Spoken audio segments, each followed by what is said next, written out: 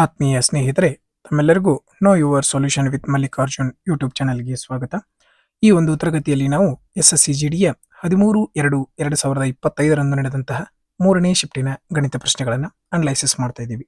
ನೀವು ನಮ್ಮ ಚಾನೆಲ್ನ ಮೊದಲ ಬಾರಿಗೆ ನೋಡ್ತಾ ಇದ್ರೆ ಸಬ್ಸ್ಕ್ರೈಬ್ ಮಾಡ್ಕೊರಿ ಅಂತ ಹೇಳ್ತಾ, ಮೊದಲನೆಯ ಪ್ರಶ್ನೆ.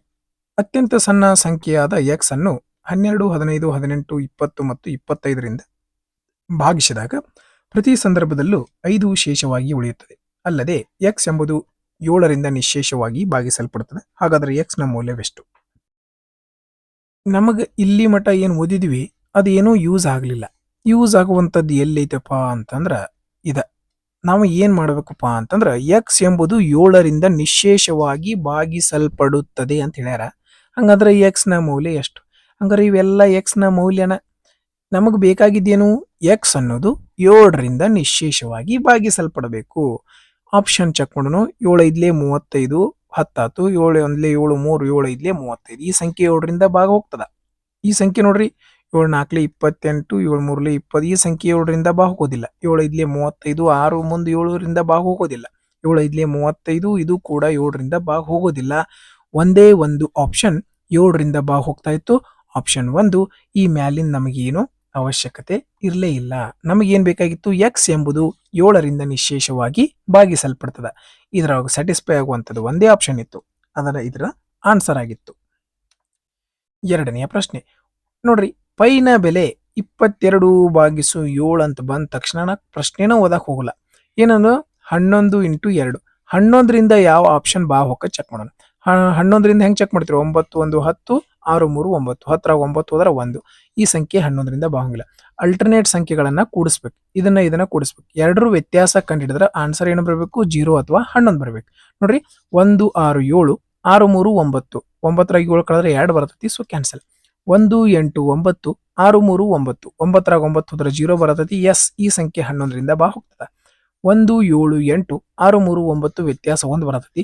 ಒಂದು ಆಪ್ಷನ್ ಇತ್ತು, ಆಪ್ಷನ್ 3. ನೋಡ್ರಿ, ನಾನು ಪ್ರಶ್ನೆನ ಓದಿಲ್ಲ, ಈ ಪೈನ ಬೆಲೆ ನೋಡಿ ನಾ ಆನ್ಸರ್ ಅನ್ನ ಟಿಕ್ ಹಾಕಿದೆ. Okay, right.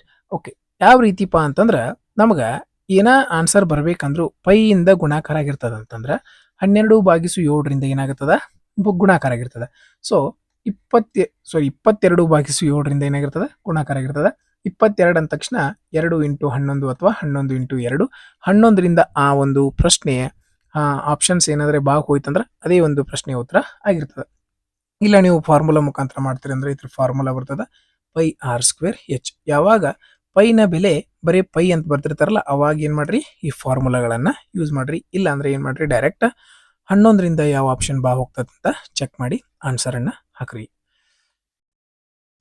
ಮೂರನೆಯ ಪ್ರಶ್ನೆ, ಕೆಳಗಿನ ಯಾವ ಸಂಖ್ಯೆಗಳನ್ನು 9 16 13 24ಕ್ಕೆ ಸೇರಿಸಿದರೆ ಫಲಿತ ಸಂಖ್ಯೆಗಳು ಸಮಾನುಪಾತದಲ್ಲಿರ್ತಾವ ಅಂತ ಕೇಳ್ಯಾರ. ಇದು ಫಸ್ಟ್ ಟೈಮ್ ಬಂದದ SSCGD ಒಳಗ. ಸ್ವಲ್ಪ ಕೇರ್ಫುಲ್ ಆಗಿ ಅಬ್ಸರ್ವ್ ಮಾಡ್ರಿ, ಬಹಳ ಈಸಿ ಅದ. ಯಾವ ರೀತಿ ಮಾಡ್ಬೇಕಂತ ಹೇಳ್ತೀನಿ. ಫಸ್ಟ್ ಕೊಟ್ಟಿರುವಂತಹ ಸಂಖ್ಯೆಗಳನ್ನ ಬರ್ಕೋರಿ. 9 16 9 16 ಇವೆರಡರ ವ್ಯತ್ಯಾಸ ಬರ್ಕೋರಿ 7. ಎರಡನೇ ಕೊಟ್ಟದ್ದು ಬರ್ರಿ 13 23. ಇವೆರಡರ ವ್ಯತ್ಯಾಸ ಬರ್ರಿ 10. ಇಷ್ಟಂತೂ ಆಯ್ತಾ. ನೆಕ್ಸ್ಟ್ ಈ ಸಂಖ್ಯೆಗೆ ಈ ಸಂಖ್ಯೆಯನ್ನ ಗುಣಿಸ್ರಿ. 19 90. ಈ ಸಂಖ್ಯೆಗೆ ಈ ಸಂಖ್ಯೆನ ಗುಣಿಸ್ರಿ. ಈ ಸಂಖ್ಯೆಗೆ ಮೊದಲೇ ಸಂಖ್ಯೆ, ಈ ಸಂಖ್ಯೆಗೆ ಮೊದಲೇ ಸಂಖ್ಯೆ. ಎಷ್ಟು ಬಂತು? 13 7 91. ಇವು ಎರಡರ ವ್ಯತ್ಯಾಸ ಕಂಡುಹಿಡಿಬೇಕು. ಇವೆರಡರ ವ್ಯತ್ಯಾಸ ಎಷ್ಟೈತಿ? 1. ಓಕೆ, ನೆಕ್ಸ್ಟ್ ಇವು ಎರಡರ ವ್ಯತ್ಯಾಸ ಕಂಡ್ರಿ. ಇವು ಎರಡರ ವ್ಯತ್ಯಾಸ ಎಷ್ಟು? 3/3. ಇದೇ ಒಂದು ಪ್ರಶ್ನೆಯ ಉತ್ತರ ಆಗಿತ್ತು. ಮುಗಿತು. ಓಕೆ, ಹೆಂಗೆ ಮಾಡ್ಬೇಕು ಎಕ್ಸಾಮ್ ಒಳಗೆ? ಇವೆರಡರ ವ್ಯತ್ಯಾಸ ತಗೋತ್ರಿ 7. ಇವೆರಡರ ವ್ಯತ್ಯಾಸ ತಗೋತ್ರಿ 10. 7ನೇದ್ರಿಂದ ಇದಕ್ಕೆ ಗುಣಿಸ್ತದೆ ಮೊದಲಿಗೆ. ಓಕೆ, ಎಷ್ಟು ಬಂತು? 13 7 90 ಅಂದ.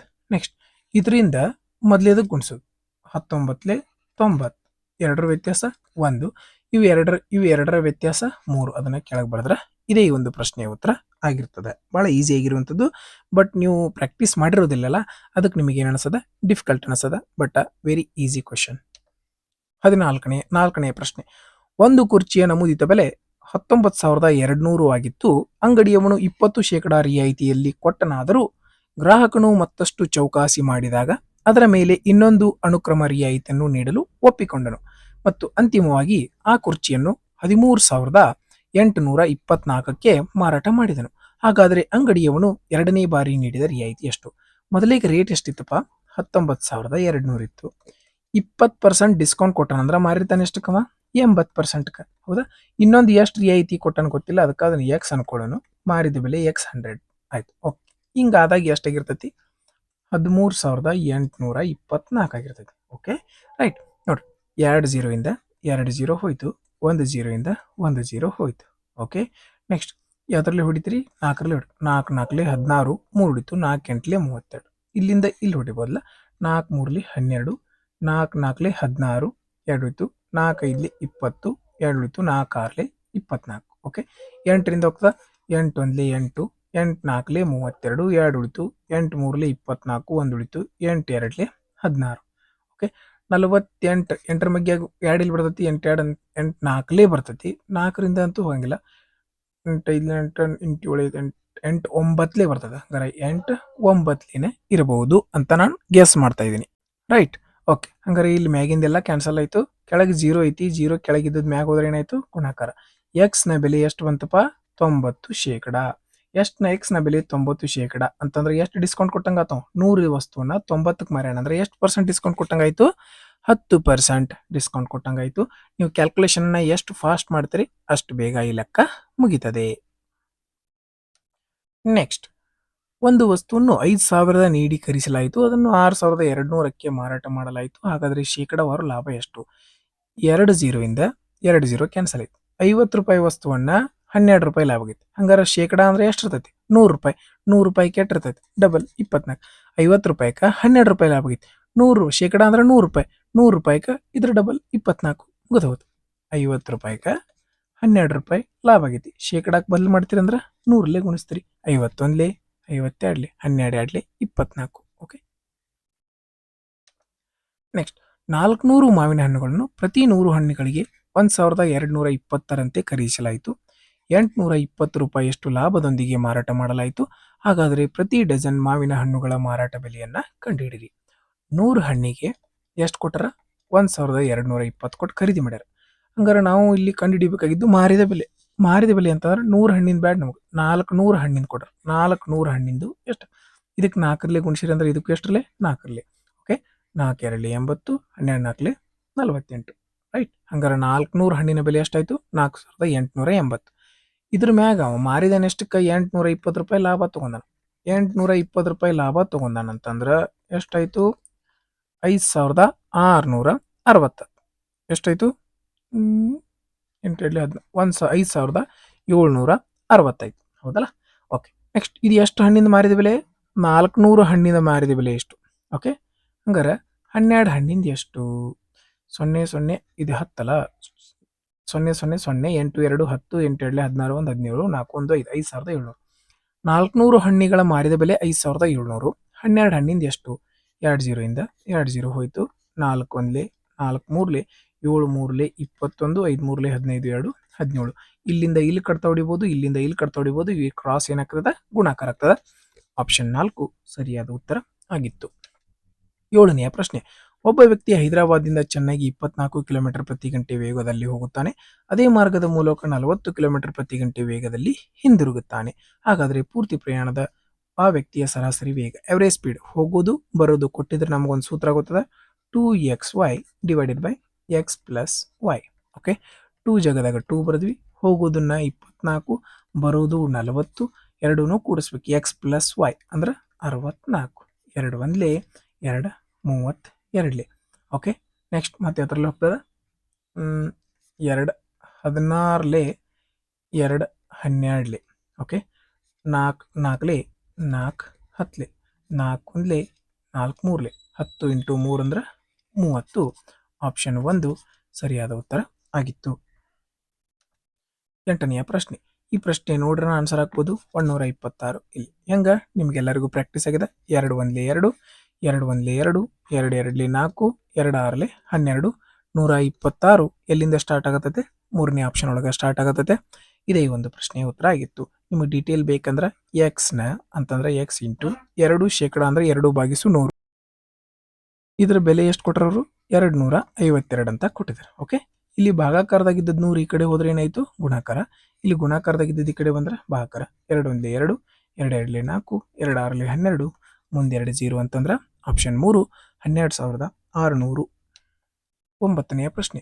ಒಂದು ಅಸಲು ಮೊತ್ತದ ಮೇಲೆ ವಾರ್ಷಿಕ 10% ಬಡ್ಡಿ ದರದಲ್ಲಿ 3 ವರ್ಷಗಳವರೆಗೆ ಸಿಗುವ ಚಕ್ರ ಬಡ್ಡಿ ಮತ್ತು ಸರಳ ಬಡ್ಡಿಗಳ ನಡುವಿನ ವ್ಯತ್ಯಾಸ 155 ಆಗಿದೆ. ಹಾಗಾದರೆ ಆ ಅಸಲು ಮೊತ್ತ ಎಷ್ಟು ಅಂತ ಕೇಳಿದರೆ ನಿಮಗೆಲ್ಲರಿಗೂ ಸರಳ ಬಡ್ಡಿ ಮತ್ತು ಚಕ್ರ ಬಡ್ಡಿಯ ನಡುವಿನ ಸೂತ್ರ ಗೊತ್ತದೆ.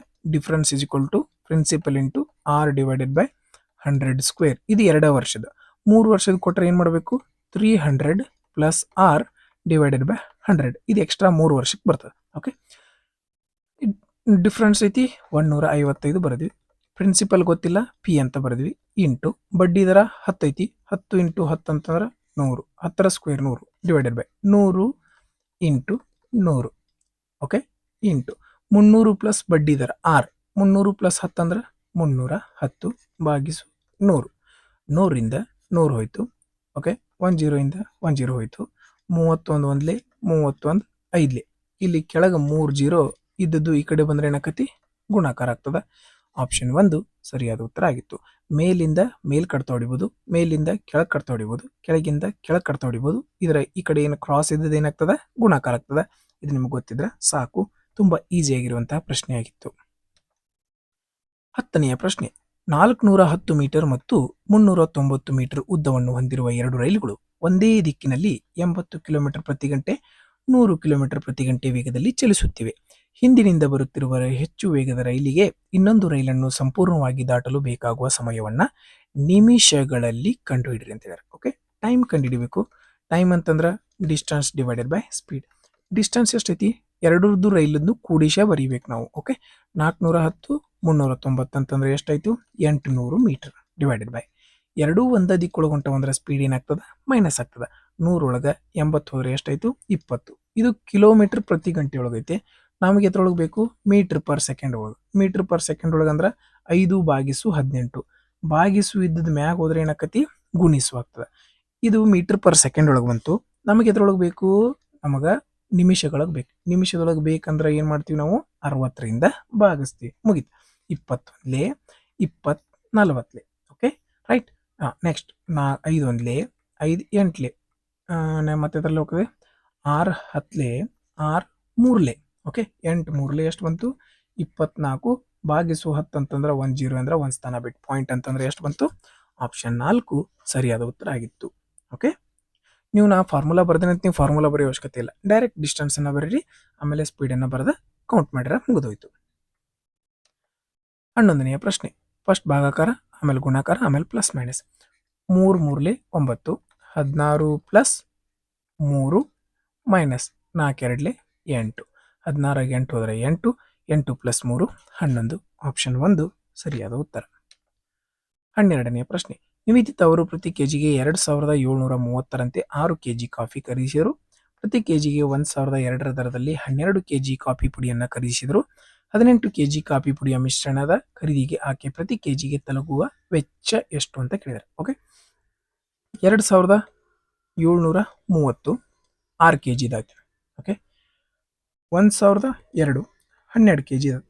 ಹಂಗಾರೆ ಟೋಟಲ್ ಎಷ್ಟು ತೊಗೊಂಡ್ರು ನೋಡ್ರಿ ಇವರು? 6 3ಲೆ 18 ಮುಂದೊಂದು 0, 6 7ಲೆ 42 1 43, 6 2ಲೆ 12 4 16. ಟೋಟಲ್ ಎಷ್ಟು? 16,380 ತೊಗೊಂಡ್ರು. ಎಷ್ಟು? 16,380. ಇಲ್ಲಿ ಎಷ್ಟು ತೊಗೊಂಡ್ರು? 12 2ಲೆ 24, 12 1ಲೆ 12, 12,024 ಇಲ್ಲಿ ತೊಗೊಂಡ್ರು. ಹಂಗಾರೆ ಟೋಟಲ್ ಎಷ್ಟು ರೂಪಾಯಿ ಕೊಟ್ಟಾರ ನೋಡ್ರಿ ಇವರು? 0 4 0 8 2 10 3 1 4 16 12 28 28,404 ರೂಪಾಯಿ ಕೊಟ್ಟರು. ಎಷ್ಟು? 28,404. 6 ಕೆಜಿದು ಇಷ್ಟ, 12 ಕೆಜಿ ಇಷ್ಟು, 1 ಕೆಜಿಗೆ ಇಷ್ಟು ತಂಗ 12 ಕೆಜಿ, 1 ಕೆಜಿಗೆ ಇಷ್ಟು ತಂಗ 6 ಕೆಜಿ. ಹಂಗಾರೆ 6 ಕೆಜಿ ಅಂದ್ರೆ ಎಷ್ಟಾಯ್ತು? 16,380. 12 ಕೆಜಿ ಅಂದ್ರೆ ಎಷ್ಟಾಯ್ತು? 12,024. ಟೋಟಲ್ ಎಷ್ಟು ರೊಕ್ಕ ಕೊಟ್ಟಂಗತ್ತವರು? 28,404. ಹಂಗಾರೆ ಓವರ್ ಆಲ್ ಆಗಿ 1 ಕೆಜಿ ಎಷ್ಟು ಅಂತ ಕೇಳ. ಟೋಟಲ್ 18 ಕೆಜಿ ಇತ್ತಲ್ಲ, 16 ಪ್ಲಸ್ 12 ಅಂತಂದ್ರೆ 18 ಕೆಜಿ. 18ರಿಂದ ಬಾಗ್ಬಿಡ್ರಿ. 18 1ಲೆ 18, 10 ಉಳಿತು. 18 5ಲೆ 90, 18 5ಲೆ 90. ಓಕೆ, ಎಷ್ಟು ಉಳಿತು? 14 ಉಳಿತು. 18 18 ಒಳ್ಳೆ 126, 18 ಎಂಟ್ಲಿ 18 ಏಳು 126 157 ಇಲ್ಲಿಂದ ಸ್ಟಾರ್ಟ್ ಆಗತೈತೆ ನೋಡ್ರಿ. ಇದು ಒಂದೇ ಕ್ಯಾಲ್ಕುಲೇಷನ್ ಉಳಿದೈತಿ 8 ಅಂತ ಬರೀದಷ್ಟು ಉಳಿದೈತಿ. ಅದನ್ನೂ ಬಿಟ್ಟು ಬಿಡುದು ನಾವು, ಯಾಕಂದ್ರೆ ನಮಗೆ ಇಲ್ಲಿ 157 ಸಿಕ್ಬಿಟ್ಟೈತಿ. ಸಿಕ್ತಂದ್ರ ಸಾಕು. ಓಕೆ, 13ನೇ ಪ್ರಶ್ನೆ. ಲಸ್ 16, 21, 364 ಮತ್ತು 156 ಲಸ ಅ. ಓಕೆ, ಲಸ ಅಂದ ತಕ್ಷಣ 16 ಅಂತಂದ್ರೆ ಏನಿರ್ತೈತಿ? 4 4 16. 4ರಿಂದ ಯಾವ ಸಂಖ್ಯೆ ಬಾಹುಕತಿ? ಈ ಸಂಖ್ಯೆ ಬಾಹು ಹೋಗಂಗಿಲ್ಲ. ಈ ಸಂಖ್ಯೆನೂ 4ರಿಂದ ಹೋಗಂಗಿಲ್ಲ. ಈ ಸಂಖ್ಯೆನೂ 4ರಿಂದ ಹೋಗಂಗಿಲ್ಲ. ನೋಡ್ರಿ, ಇಲ್ಲಿ ಒಂದು ಸಮಸಂಖ್ಯೆ ಐತಿ. ಸಮಸಂಖ್ಯೆ ಇದ್ದ ಅದರ ಲಸ ಯಾವಾಗಲೂ ಬೆಸ ಸಂಖ್ಯೆ ಆಗೋದಿಕ್ ಸಾಧ್ಯ ಇಲ್ಲ. ಇದು ಕ್ಯಾನ್ಸಲ್ ಆಯ್ತು, ಇದು ಕ್ಯಾನ್ಸಲ್ ಆಯ್ತು. ಇದ 16 ಅಂತಂದ್ರೆ 4 4. ಈ ಕೊನೆಯ ಎರಡು ಸಂಖ್ಯೆ 4ರಿಂದ ಬಾಹು ಹೋಗಂಗಿಲ್ಲ ಅಂದ್ರೆ ಈ ಪೂರ್ತಿ ಸಂಖ್ಯೆ 4ರಿಂದ ಬಾಹು ಹೋಗೋದಿಲ್ಲ. ಸೊ ಇದು ಕೂಡ 4ರಿಂದ ಹೋಗ್ಲಿಲ್ಲ. ಸೊ ಒಂದ ಆಪ್ಷನ್ ಉಳಿತು, 4368. ತುಂಬಾ ಸರಳವಾದಂತಹ ಪ್ರಶ್ನೆಯಾಗಿತ್ತು. 14ನೆಯ ಪ್ರಶ್ನೆ. ಇಂಧನ ಬೆಲೆಯು ಸತತ 3 ತಿಂಗಳಲ್ಲಿ 10%, 50%, 50%ದಷ್ಟು ಇಳಿಕೆಯಾಗುತ್ತದೆ. ಆದರೆ 4ನೇ ತಿಂಗಳಲ್ಲಿ 45%ದಷ್ಟು ಏರಿಕೆ ಆಗ್ತದೆ. ಇದ್ರ ಫ್ರಾಕ್ಷನ್ ವ್ಯಾಲ್ಯೂ ನಿಮ್ಗೆ ಗೊತ್ತಿರಬೇಕು. 10% ಅಂದ್ರೆ 1/10, 50% ಅಂದ್ರೆ 1/2, 50% ಅಂದ್ರೆ 1/2, 45% ಅಂತಂದ್ರೆ 9/20. ಓಕೆ, ಇವು ಎಲ್ಲ ಇಳಿಕೆ ಆಗ್ಯಾವ. ಇದೊಂದು ಏನಾಗ್ಯದ? ಏರಿಕೆ. 10 ಇದ್ದದ್ದು ಒಂದು ಇಳಿಕೆ ಆಗೈತೆ ಅಂದ್ರೆ ಎಷ್ಟಾಯ್ತು? 9. 2 ಇದ್ದದ್ದು ಒಂದು ಇಳಿಕೆ ಆಗೈತೆ ಅಂದ್ರೆ ಎಷ್ಟಾಯ್ತು? 1. 2 ಇದ್ದದ್ದು ಒಂದು ಇಳಿಕೆ ಆಗೈತೆ ಅಂದ್ರೆ ಎಷ್ಟಾಯ್ತು? 1 ಆಯ್ತು. 20 ಇದ್ದದ್ದು 9 ಏರಿಕೆ ಆಗೈತೆ ಅಂದ್ರೆ ಎಷ್ಟಾಯ್ತು? 29. ಓಕೆ, ಗುಣಾಕಾರ ಮಾಡ್ರಿ. 2 2 4, 4 2 8, 8 ಮುಂದೆ 2 0 ಅಂತಂದ್ರೆ 800 ರೂಪಾಯಿ ಆಯ್ತು. ಓಕೆ, ನೆಕ್ಸ್ಟ್ ಇದನ್ನು ಗುಣಾಕಾರ ಮಾಡಿ. 29 9 9 81, 9 2 18, 26. ಇದೇನಾಗೈತಿ? ಇಳಿಕೆ ಆಗೈತಿ. ಇಳಿಕೆ ಆಗೈತೆ ಅಂದ್ರೆ ಇವು ಏರಿಕೆ ಆಗಿದ್ದು ಎರಡು ಏನದು? ಕ್ಯಾನ್ಸಲ್ ಅದು. ರೈಟ್, ಹಂಗಾರೆ ಎಷ್ಟು ಇಳಿಕೆ ಆಗೈತಪ್ಪ ನೋಡ್ರಿ. ಇದನ್ನ 800 ಇದ್ಲ, ಇದನ್ನ 8 ಮಾಡ್ಕೋಬೇಕಂದ್ರೆ ನಾವೇನು ಮಾಡೋಣ? 8ರಿಂದ ಬಾಗ್ಸೋಣ. 8ರಿಂದ ಬಾಗ್ಸ್ರಿ ಎಷ್ಟು ಬಂತು? 100. ಹಂಗಾರೆ ಇದನ್ನು 8ರಿಂದ ಬಾಗ್ಸೋಣ. 8 3 24, 2 ಉಳಿತು. 8 2 16, ಎಷ್ಟು ಉಳಿತು? 5 ಉಳಿತು. ಪಾಯಿಂಟ್ ಕೊಟ್ರೆ 0 ಆಯ್ತು. 8 6 48 ಆಯ್ತು. 32.6. 100 ಇದ್ದದ್ದು 32.6 ಆಗೈತೆ ಅಂತಂದ್ರೆ 67.3 ಏನಾಗೈತಿ? ಡಿಸ್ಕೌಂಟ್ ಆಗೈತಿ. 67.4 ಏನಾಗೈತಿ? ಡಿಸ್ಕೌಂಟ್ ಆಗೈತಿ. ಮುಗಿದೋಯ್ತು ಪ್ರಶ್ನೆ. ನೆಕ್ಸ್ಟ್, 2 ವಾರ್ಷಿಕ 2% ಬಡ್ಡಿ ದರದಲ್ಲಿ 8 ವರ್ಷಗಳ ಅವಧಿಗೆ ಅಸಲು ಮೊತ್ತದ ಮೇಲಿನ ಸರಳ ಬಡ್ಡಿಯು 888 ಆಗಿದೆ. ಹಾಗಾದರೆ ಅಸಲು ಮೊತ್ತ ಎಷ್ಟು? 1 ವರ್ಷಕ್ಕೆ 2% ಬಡ್ಡಿ, 8 ವರ್ಷಕ್ಕೆ ಎಷ್ಟಾಯ್ತು? 16% ಆಯ್ತು. 1 ವರ್ಷಕ್ಕೆ 2% ಅಂದ್ರೆ 8 ವರ್ಷಕ್ಕೆ ಎಷ್ಟಾಯ್ತು? 16. 16% ಬಡ್ಡಿ, ಆದರೆ ಆಕ್ಚುಯಲ್ ಆಗಿ ಬಡ್ಡಿ ಎಷ್ಟೈತಿ? 888. ಅಸಲು ಯಾವಾಗಲೂ 100% ಇರ್ತದ. 100% ಅಂದ್ರೆ ಎಷ್ಟು? 4 4 16, 4 25 100, 4 1 4, 4 2 4 2 4 2. ಇಷ್ಟು ಬಂತಂದ ತಕ್ಷಣ ನಾವು ಇದನ್ನ ಆನ್ಸರ್ ಟಿಕ್ ಹಾಕ್ಬೋದು. ಹೆಂಗ? 25ರಿಂದ ಏನ ಆನ್ಸರ್ ಗುಣಿಸಿರೋ ಲಾಸ್ಟ್ಗೆ 25 ಬರಬೇಕು, ಇಲ್ಲ 0 ಬರಬೇಕು, ಇಲ್ಲ 50 ಬರಬೇಕು, ಇಲ್ಲ 2 0 ಬರಬೇಕು, ಇಲ್ಲ 75 ಬರಬೇಕು. ಇಲ್ಲಿ 44 ಐತಿ, ಇಲ್ಲಿ 46 ಐತಿ, ಇಲ್ಲಿ 40 ಐತಿ. ಹೆಂಗ 25ರಿಂದ ಗುಣಾಕಾರ ಮಾಡಿ ಬರಕ್ ಸಾಧ್ಯ ಐತಿ? ಇಲ್ಲಲ್ಲ, 25ರಿಂದ ಗುಣಾಕಾರ ಆಗ್ಬೇಕಂದ್ರ ಕೊನೆಯಲ್ಲಿ 2 0 ಇರಬೇಕು, ಇಲ್ಲ 25 ಇರಬೇಕು, ಇಲ್ಲ 50 ಇರಬೇಕು, ಇಲ್ಲ 75 ಇರಬೇಕು, ಇಲ್ಲ 2 0 ಇರಬೇಕು. ಇದು ಒಂದೇ ಒಂದು ಆಪ್ಷನ್ ಒಳಗೆ 50 ಇತ್ತು. ಓಕೆ, 25 2 50, 25 2 55, 55, 25 2 50 ಪ್ಲಸ್ 5 ಅಂದ್ರೆ 55. ಇಷ್ಟೆಲ್ಲ ಯಾಕೆ ಮಾಡ್ಬೇಕು? ಇಲ್ಲೇ ಸಿಕ್ಕಾಗ. 16ನೆಯ ಪ್ರಶ್ನೆ. ಸಿದ್ಧಾಂತವರು ಯಾವುದೋ ಒಂದು ಮತ್ತು HDFC ಬ್ಯಾಂಕ್ನಲ್ಲಿ 4% ಬಡ್ಡಿ ದರದಲ್ಲಿ ಹೂಡಿಕೆ ಮಾಡಿದರು.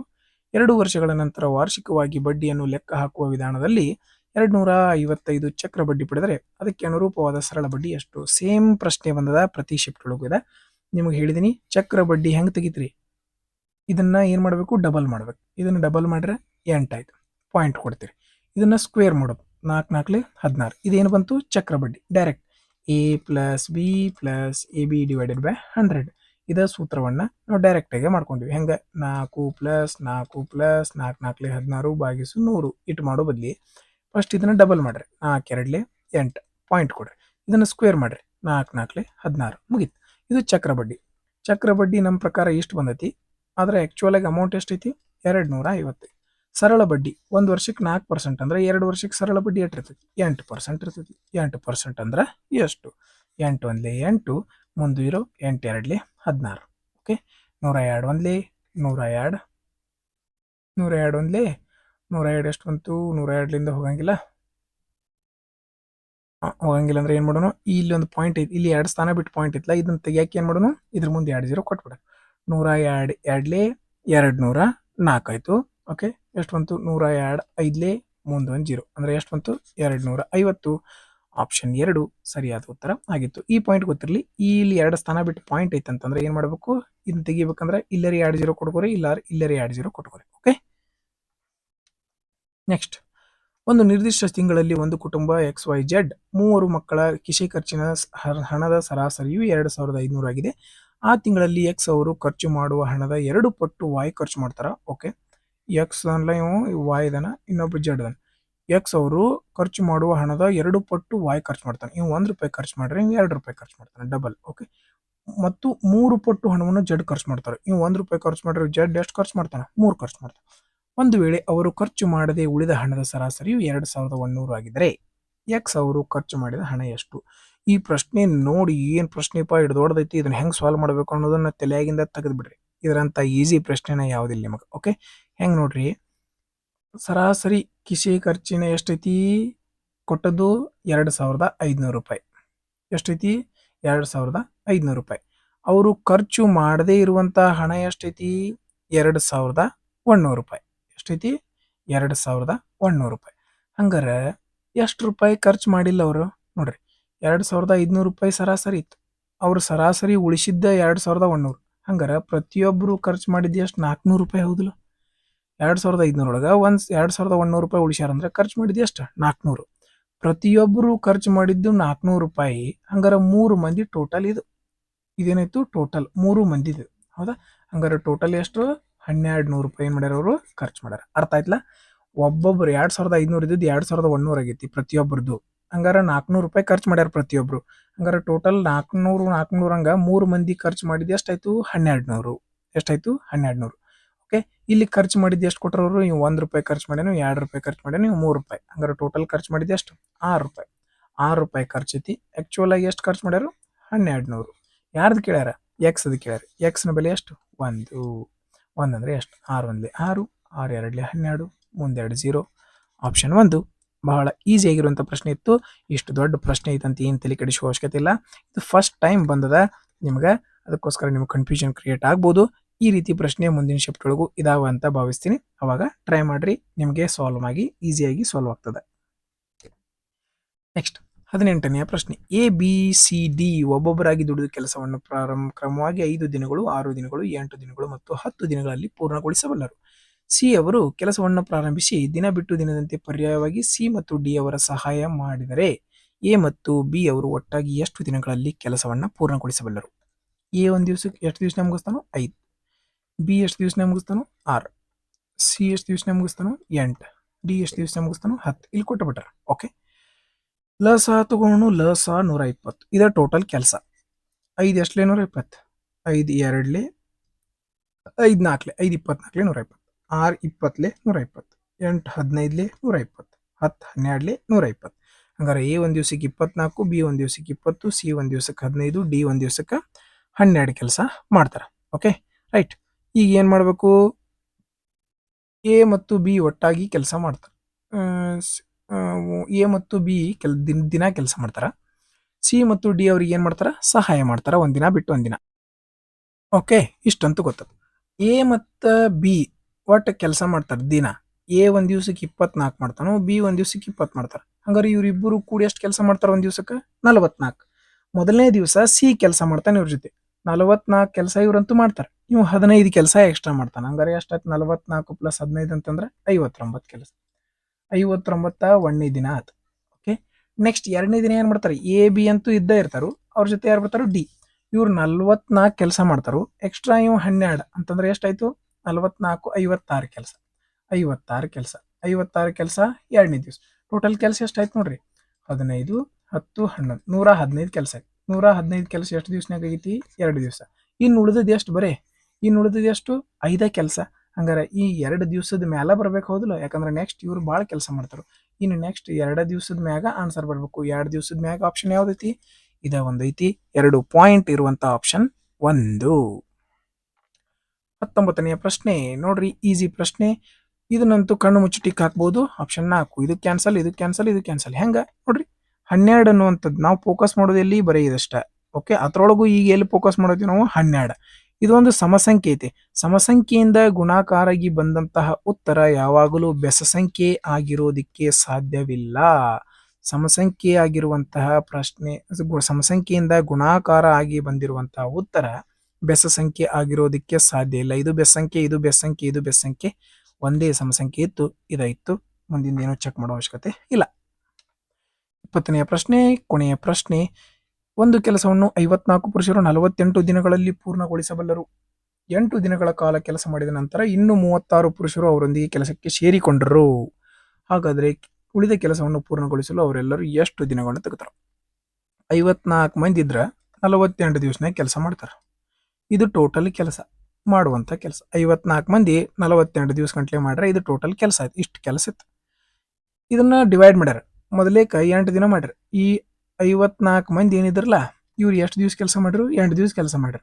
ಮುಗೀತು ಇದು ಒಂದು ಸೆಕ್ಷನ್. ಪ್ಲಸ್ ಓಕೆ, ಯಾಕೆ ಇನ್ನು ಮುಂದಿನ ಕಂಡೀಷನ್ ಕೂಡಿಸ್ಬೇಕಲ್ಲ. ಇದು ಅರ್ಧ ಕಂಡೀಷನ್ ಆಯ್ತು. ಈಗ ಮತ್ತೆ ಮುಂದಿನ ಕಂಡೀಷನ್ 36 ಪುರುಷರು ಅವರೊಂದಿಗೆ ಕೆಲಸಕ್ಕೆ ಸೇರಿಕೊಂಡರು. ನೋಡ್ರಿ, ಮೊದಲು 54 ಮಂದಿ ಇದ್ರು, 36 ಮಂದಿ ಕೂಡ್ರಿ 8 ಮಂದಿ ಆದ್ರ 90 ಮಂದಿ ಕೂಡ್ರಿ. ಇವರು ಏನ್ ಮಾಡ್ತಾರು? ಎಷ್ಟು ದಿವ್ಸನಾಗ ಕೆಲಸ ಮುಗಿಸ್ತಾರು? ಉಳಿದ ಕೆಲಸ 2 ದಿವ್ಸನಾಗ ಮಾಡ್ತಾರು. ಮುಗದ ಹೋದ ಪ್ರಶ್ನೆ. ನೋಡ್ರಿ ಎಲ್ಲೆಲ್ಲಿ ಕಟ್ತೋಗ್ತೈತೆ ಹೊಡ್ರಿ. ನೋಡ್ರಿ ಇಲ್ಲ ಗುಣಾಕಾರ ಮಾಡಿಬಿಡ್ರಿ. ಇಲ್ಲಾಂದ್ರೆ ನಿಮ್ಗೆ ಈಸಿ ಆಗ್ತಿತ್ತಂದ್ರೆ 9ರಿಂದ ಹೊಡ್ಯಕ್ ಚಾನ್ಸ್ ಐತಿ. 9ರಿಂದ ಇಲ್ಲಿ ಹೊಡೆದ್ರಿ ಅಂತಂದ್ರೆ ಇಲ್ಲಿ 9ರಲ್ಲಿ ಹೊಡಿಬೇಕು, ಇಲ್ಲಿ 9ರಲ್ಲಿ ಹೊಡಿಬೇಕು. ಯಾಕ? ಇಲ್ಲಿ ನಡಕ್ ಏನೈತಿ? ಪ್ಲಸ್ ಇದ್ರೆ ಎರಡೂ ಕಡೆ 9ರಿಂದ ಹೊಡೆದ್ರೆ ಅಷ್ಟ ಇಲ್ಲಿ ಹೊಡಿಬೇಕು. ಇಲ್ಲ ಅಂತಂದ್ರೆ ನೀವು ಒಂದೇ ಕಡೆ ಹೊಡೆದ್ ಬಿಟ್ರೆ ತಪ್ಪಾಗ್ತದ. ಇರ್ಲಿ, ನಿಮ್ ಕನ್ಫ್ಯೂಷನ್ ಕ್ರಿಯೇಟ್ ಆಗೋದು ಬೇಡ. ನಾನು ಏನ್ ಮಾಡ್ತೀನಿ? ಗುಣಾಕಾರ ಮಾಡ್ತೀನಿ. 54 × 48. Okay, 8 4 32, 5 8 5 43, 43 plus 90 X. ಓಕೆ, ಈಗ ಏನ್ ಮಾಡೋಣ? ಇದನ್ನು ಗುಣಾಕಾರ ಮಾಡ್ಲೇಬೇಕಲ್ಲ. ಇದನ್ನು ಗುಣಾಕಾರ ಮಾಡೋಣ. 54 × 50 ಮಾಡೋಣ. 54 2 2 4 2 7 14 ಮುಂದೊಂದು 0. ಓಕೆ, 50ರಲ್ಲಿ ಮುಂದೊಂದು 0. 50ರಲ್ಲಿ ಗುಣಿಸಿದ್ವಿ. ಇದನ್ನ 2 ಎಕ್ಸ್ಟ್ರಾ ಗುಣಿಸಿವಿಲ್ಲ, ಹಂಗಾರೆ 108 ತೆಗಿಬೇಕು ಇದ್ರೊಳಗೆ. 2 9 7 5 2. ಓಕೆ, ಎಷ್ಟಾಯ್ತದು? 2592. ಇದು ಪ್ಲಸ್ ಒಳಗಿದ್ದು ಈ ಕಡೆ ಬಂದ್ರೆ ಮೈನಸ್ 432. 2 2 0, 9 3 6, 5 4 1, 2 2116. ಈಗ ಇಲ್ಲಿ ಏನು ಉಳಿದಿತ್ತು? 90. 2160. ಇಲ್ಲಿ 90 ಎಕ್ಸ್ ಉಳಿದಿತ್ತಲ್ಲ, ಇದೊಂದು ಹೋಗಿತ್ತು. ಇಲ್ಲಿ ಗುಣಾಕಾರದಾಗ ಈ ಕಡೆ ಬಂದ್ರೆ ಭಾಗಾಕಾರ 90. 0 ಇಂದ 0 ಹೋಯ್ತು. 9 2 18. ಎಷ್ಟು ಉಳಿತು? 3 ಉಳಿತು. 9 4 36, 24 ಬಂತು. ಬಟ್ ಇಷ್ಟೆಲ್ಲ ಏನಾಯ್ತು? ಇಲ್ಲಿ ಕ್ಯಾಲ್ಕುಲೇಷನ್ ಆಯ್ತು. ನಾವು ಇದನ್ನ ಕ್ಯಾಲ್ಕುಲೇಷನ್ ಹೆಂಗ್ ಉಳಿಸಬಹುದಾಗಿತ್ತು ಗೊತ್ತಾನ?